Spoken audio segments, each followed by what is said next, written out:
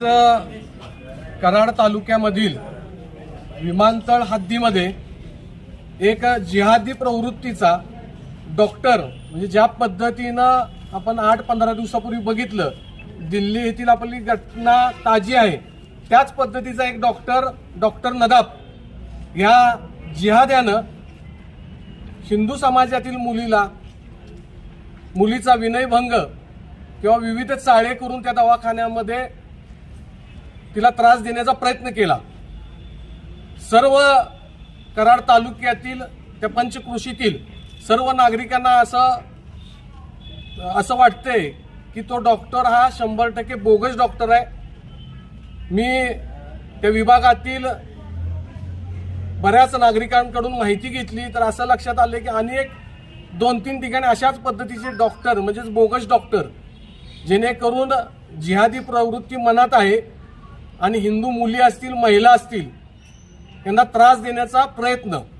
त्याचबरोबर 50 रुपयामध्ये फक्त इंजेक्शन्स असतील, गोळ्या असतील, हे त्यांची फी आहे।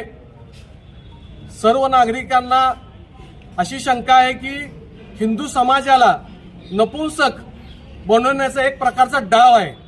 मागील 2 महिन्यापूर्वी अशा पद्धतीचे हजारो डॉक्टर राजस्थानमध्ये सापडले।